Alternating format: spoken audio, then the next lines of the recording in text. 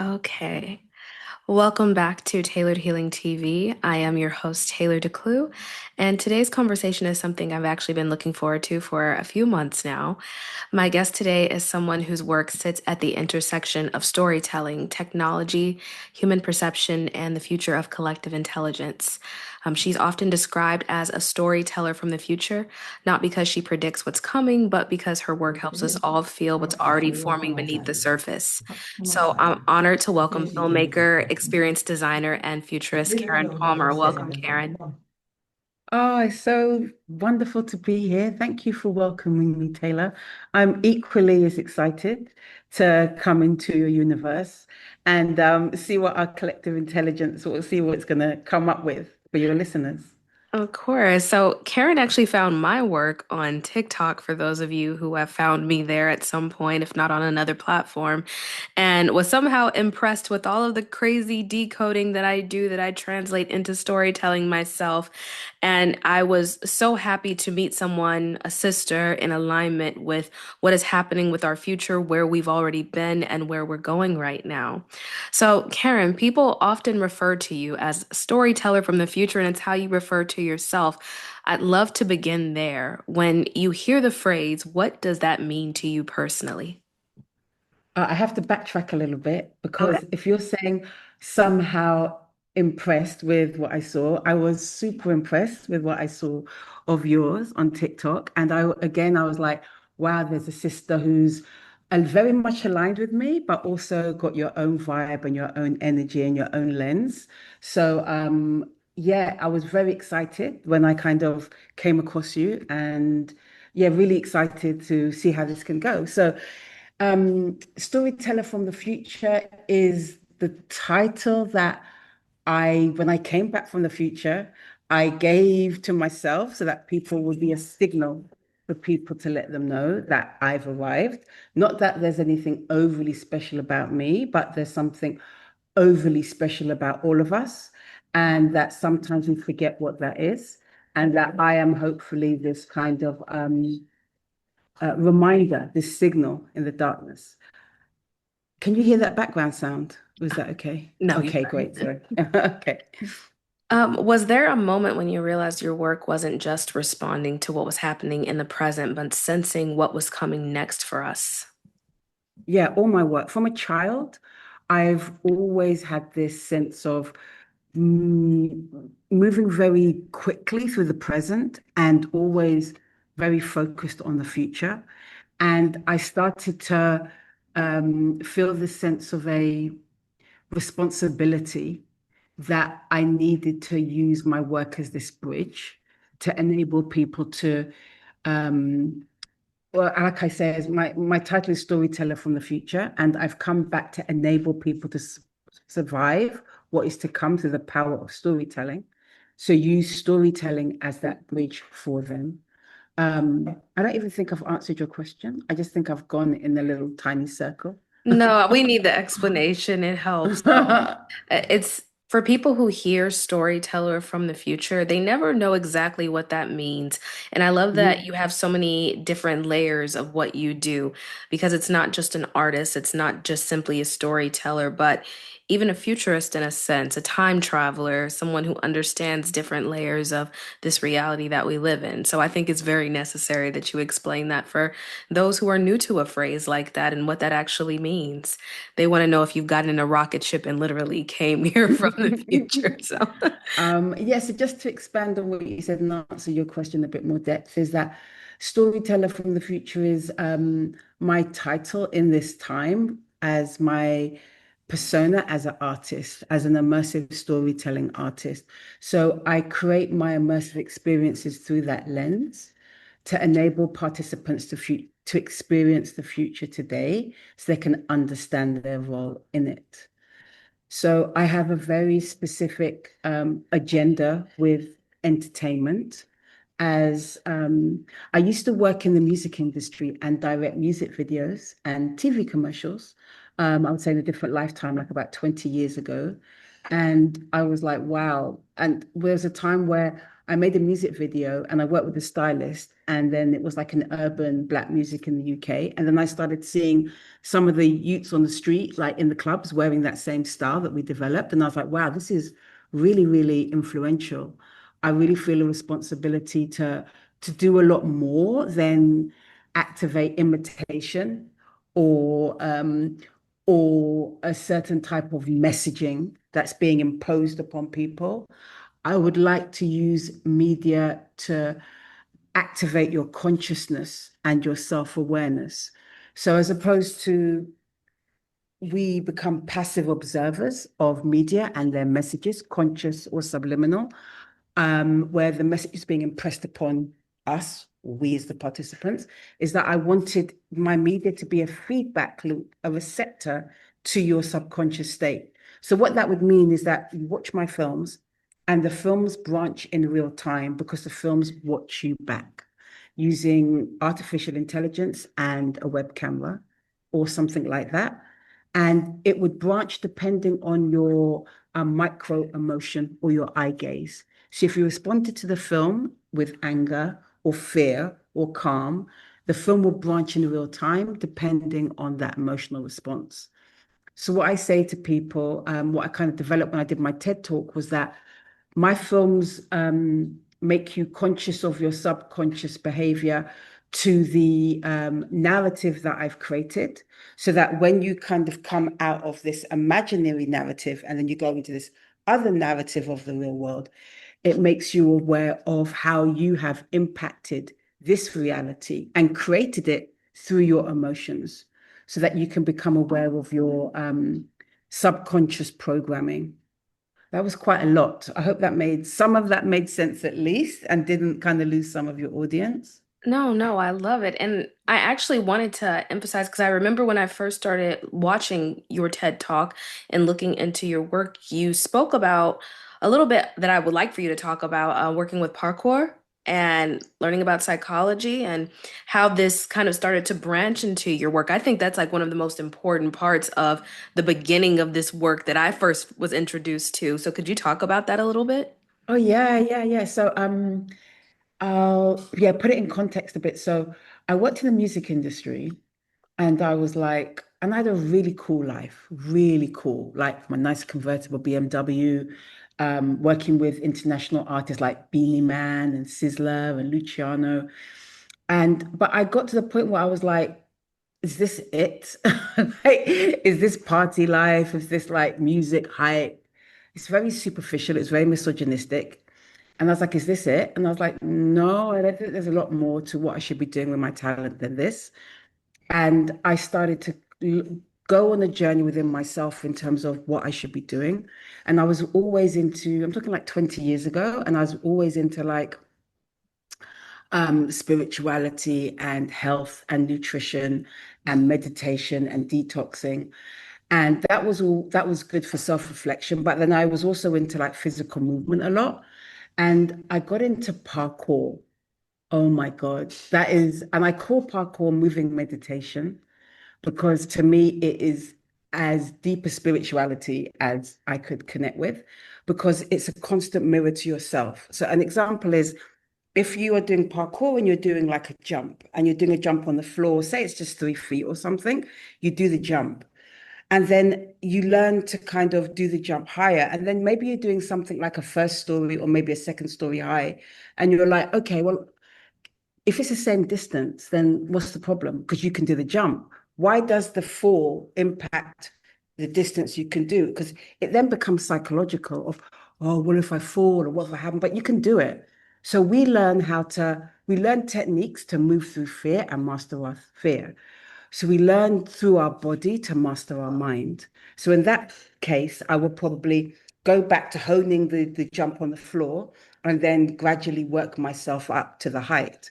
And another really good example of that is that one Sunday afternoon, I was training with my friend Yao, and I was doing a jump like that, where I was doing a jump on the floor, but I couldn't get much higher.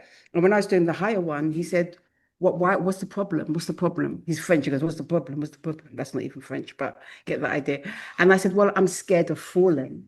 And he said to me, well, then let's practice falling for 30 minutes. So what we did is that we practiced just falling. And then I learned to fall. And then I realized, okay, on that ledge, if I kind of fell, how would I land? So I basically learned to land in a way which I wasn't controlled. But then after doing that, I wasn't scared of falling.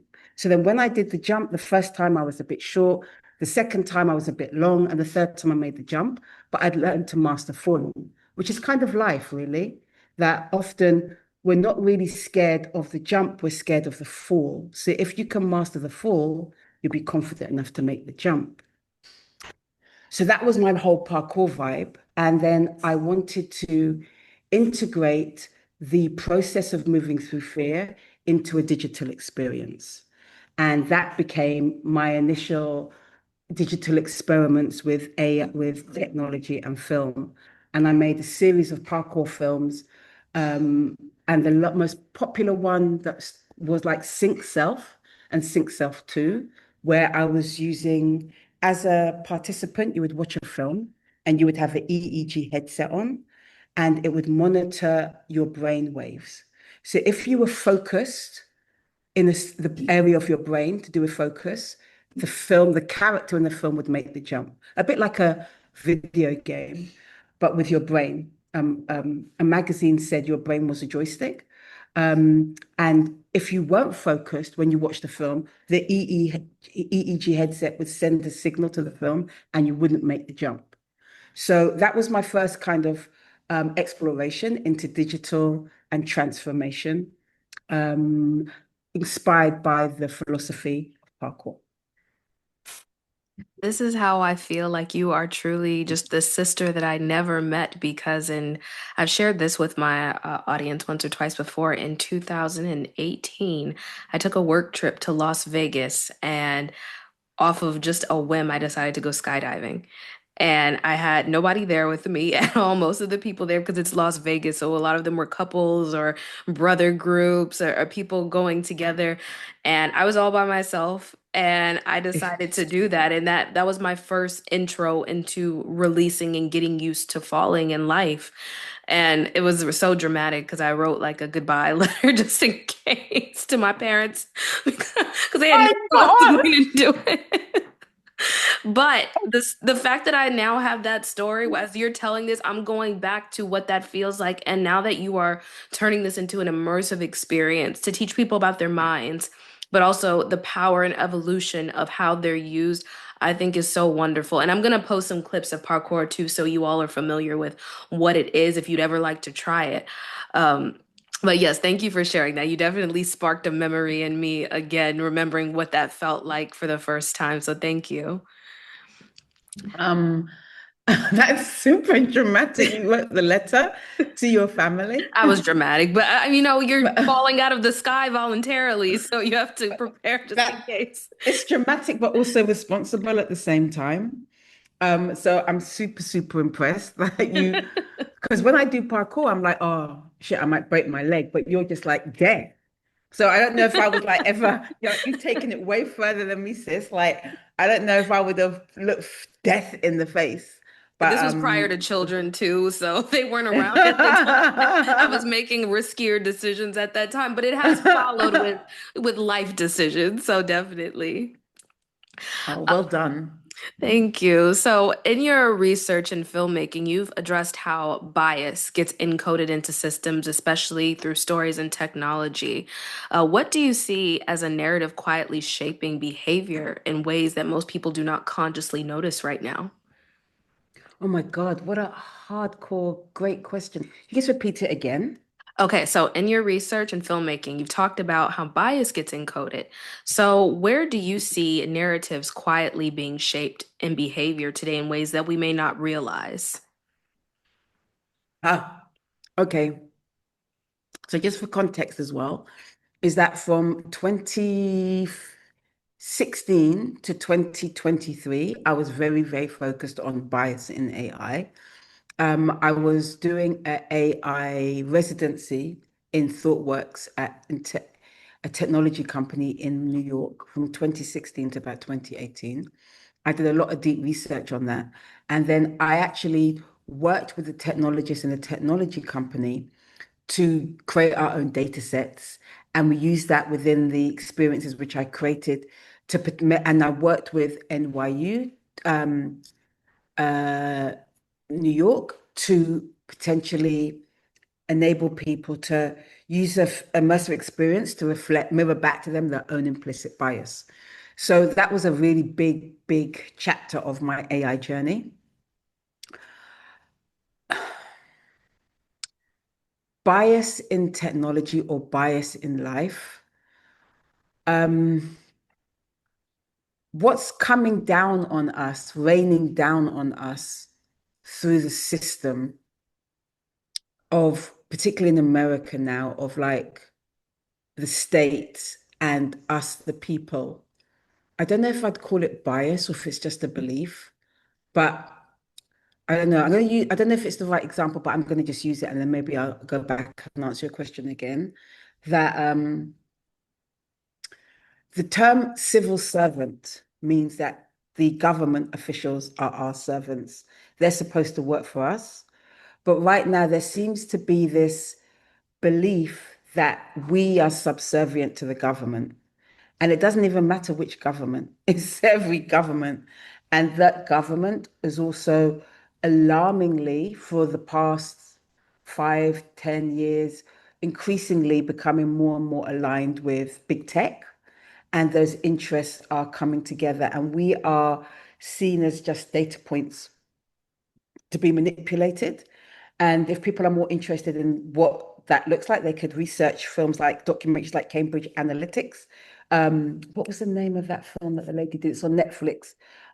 Carol, I can't remember her surname, but she's for The Guardian. She was a big part of that documentary. Um, but this and about how they use data to swing elections all over the world. And that is something that we need to change that narrative. Like they're kind of, the system is expecting that to happen. They're expecting us to be manipulated and influenced. And then they're just using technology at a high level to do that. So I don't know if that's truly answered your question. Um, but uh, yeah, to tell me, I don't think that's answered your question. It did, and I actually want to go back a little bit. So one of the first phrases you gave me that I looked up was what consensus gentium meant, which is we the people. So how did that inspire your work? That phrase, how did that come to you to decide to use that for the application as you were developing it? So, know I'm getting a bit emotional, but all my work is about liberating our minds and using media to make us more aware of ourselves.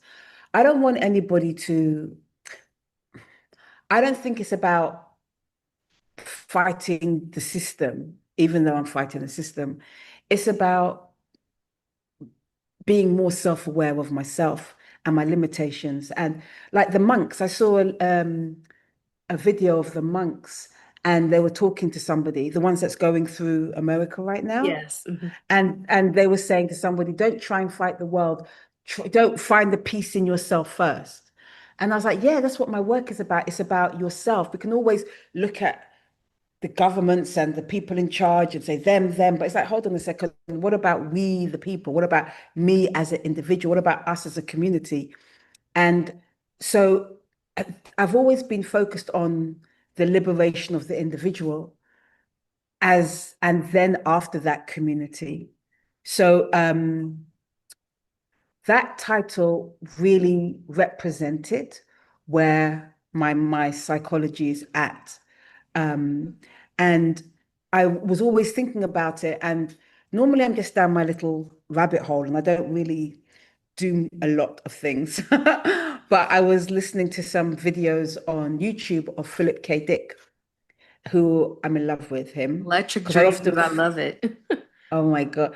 And I often think if he was around today, he would be an immersive artist because at the time, your listeners might not know of him, he's like an amazing sci-fi author, and he's the writer of Minority Report and Do androids dream of electric sheep? Yeah, yeah, yeah.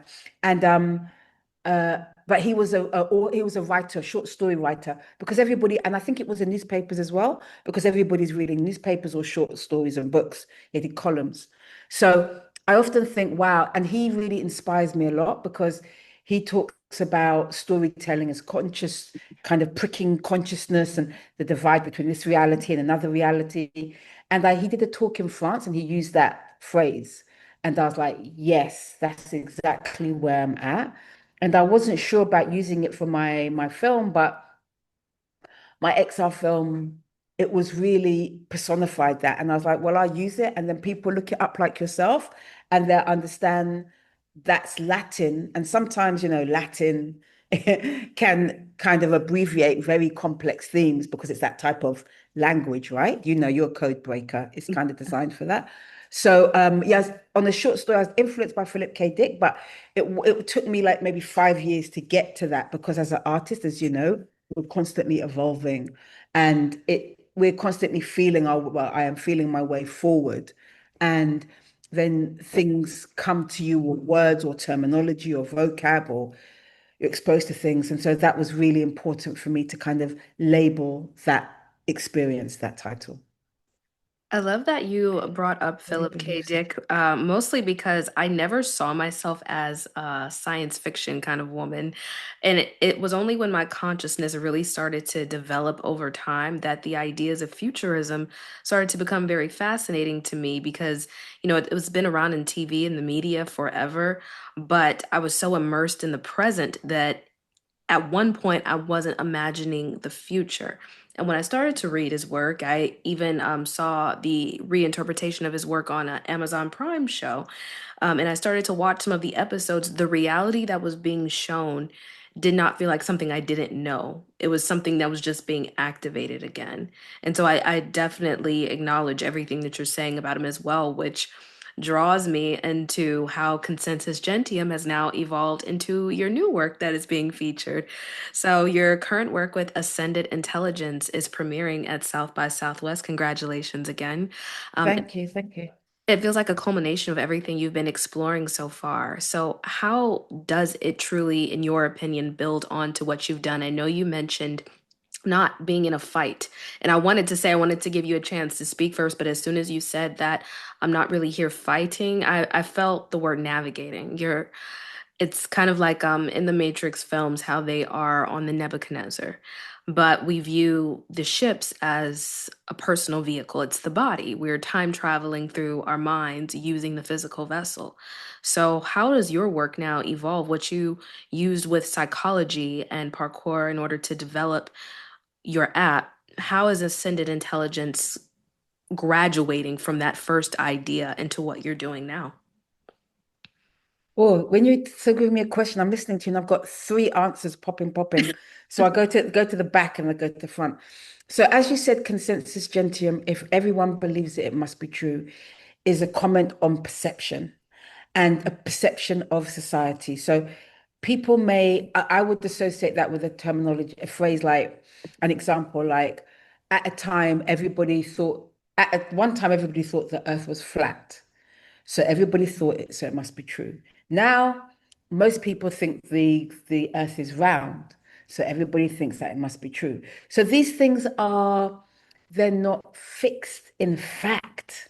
They're based in perception of reality, which is fluid, as is our identity, right? So it was just a reminder of people that at the moment, it's like I feel we're we're we're being on a mass level manipulated, lied to, exploited, everything.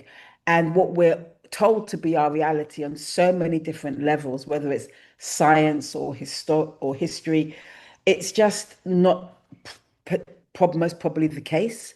But because people believe it, it must be true. So my consensus gentium is the experience on the App Store, um, the immersive experience people can download, is about a future of biased tech and surveillance, and where big tech and the government are together.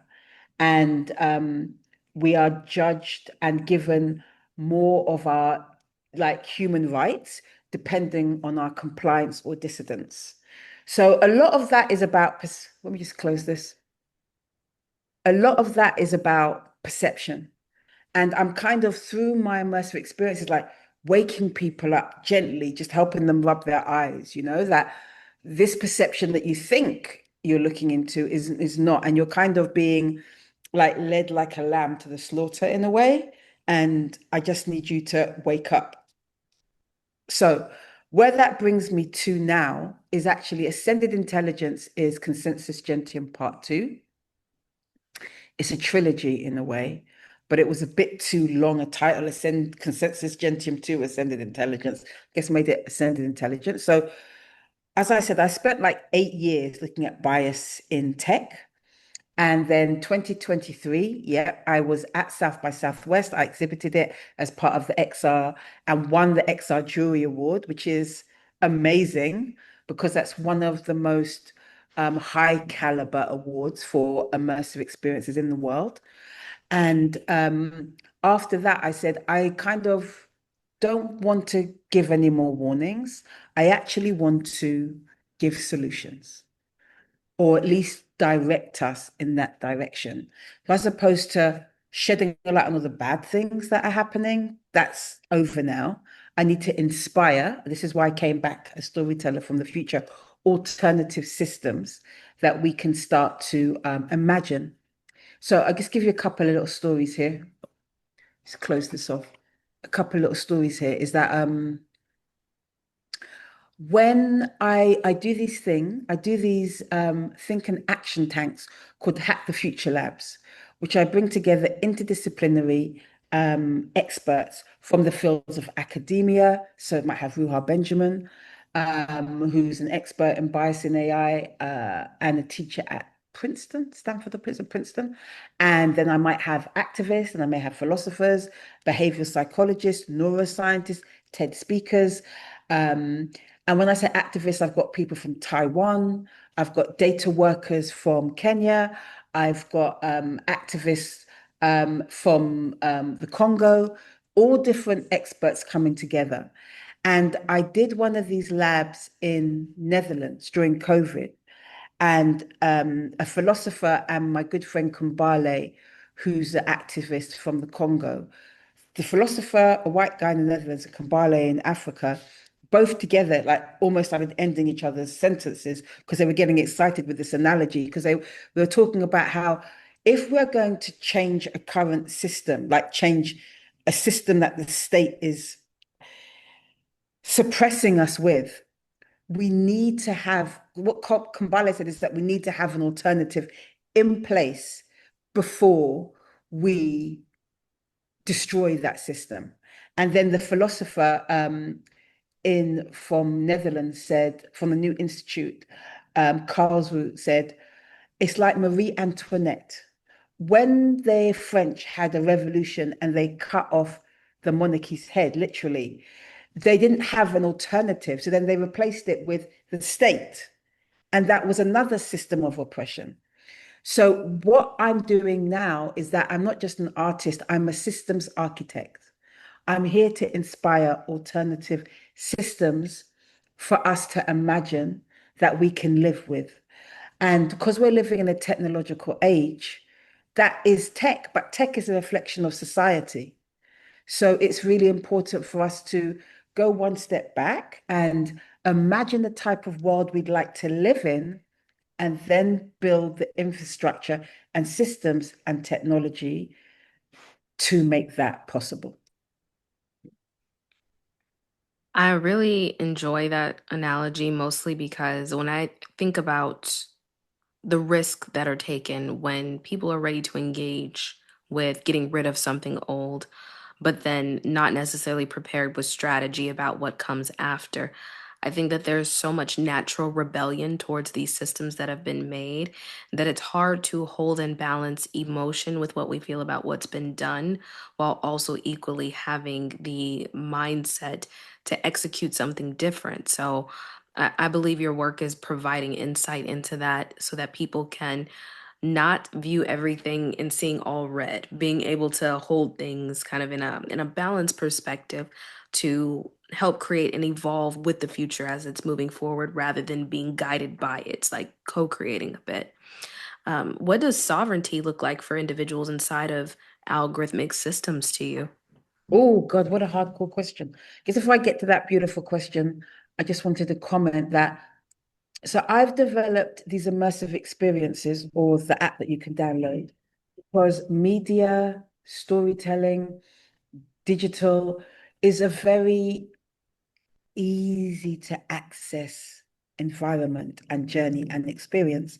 So that, if when I talked about bias in AI, for people who weren't like a regular, like Sunday Times reader, um, I enabled them to experience these things on a visceral level. So I had the project, my From a Perception IO, where it was set in the future of um, biased police state, but you're training it. And it would be a huge projection, and there will be a black and white character, and how you responded with your micro expressions would be read by the AI, and then the film would branch depending. So as a police officer, if you were aggressive and it was a black character, maybe the situation would escalate. Or if you were calm, it would de-escalate, and people would kind of get a mirror back to their own potential implicit bias.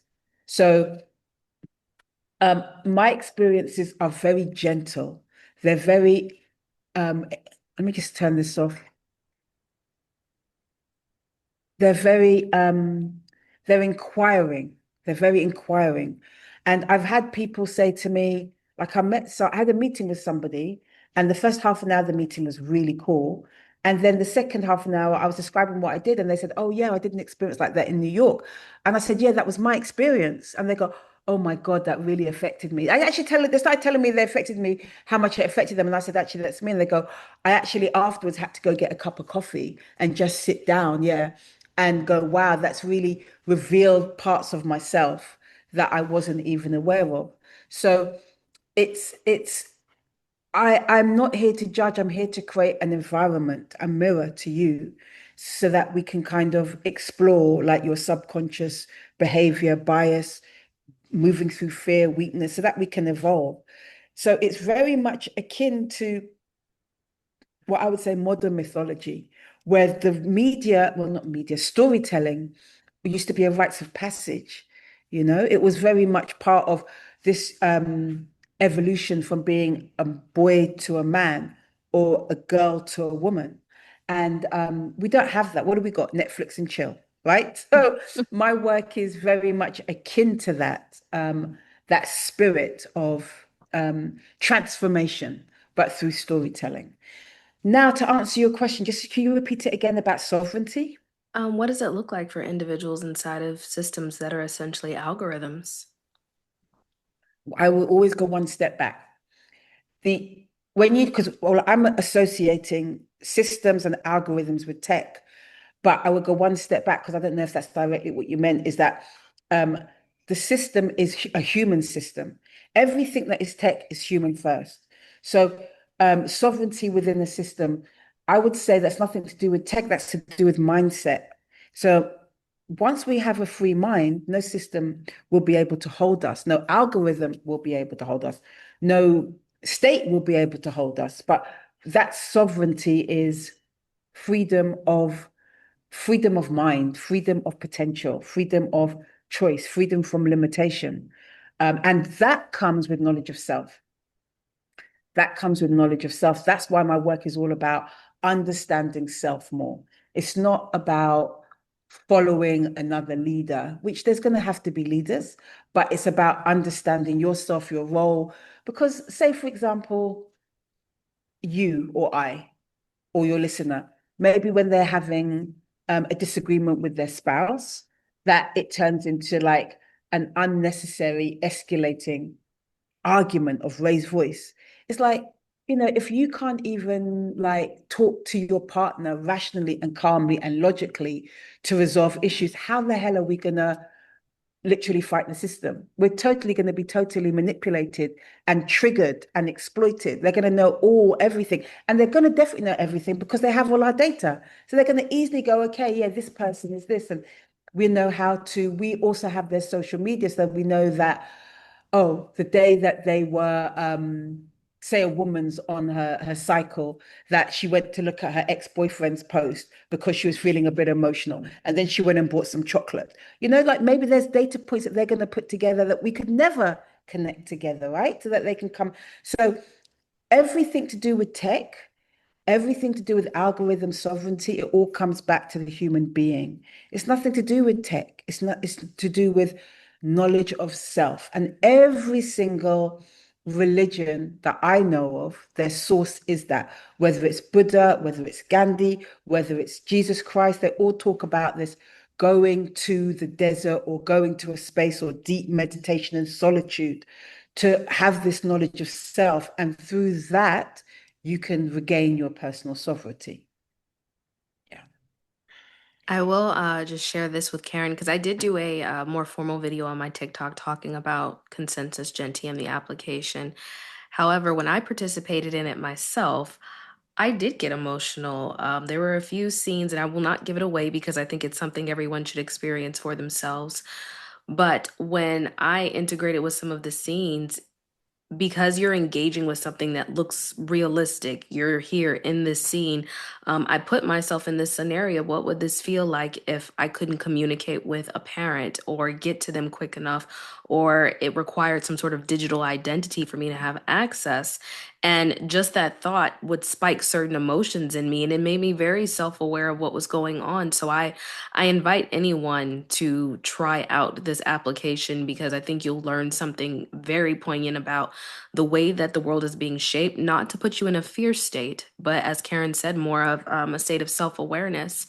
And so, one final thing I'll say before we start to wrap up the conversation is that when I met Oh no, it's too Karen, quick.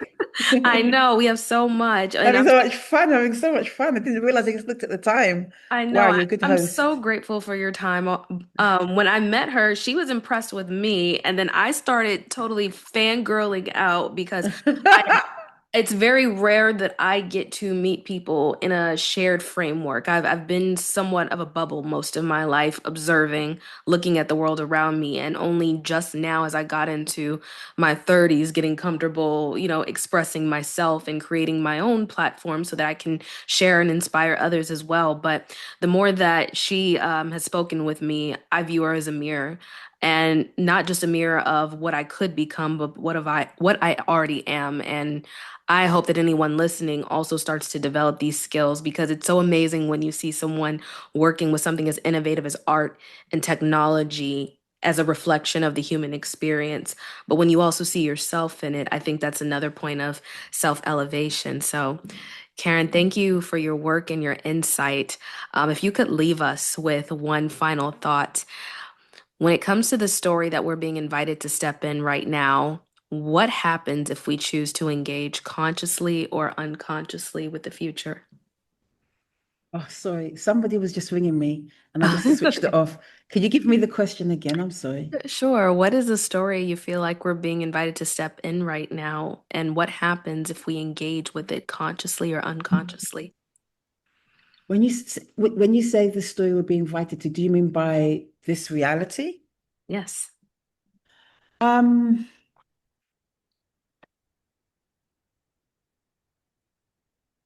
a dog whistle. If somebody has a dog whistle and they blow it, we can't hear that whistle, but the dog can hear that whistle. And that's because it's in a different frequency. It doesn't mean it doesn't exist, it just means it's beyond our perception. There's no way on this planet that that is the only example there is of of a frequency and a reality beyond our perception. And it's really important for us to not be locked into this reality that you're given by this culture, this state, and the government. And I would also add, I don't mean to offend anybody, religion, okay?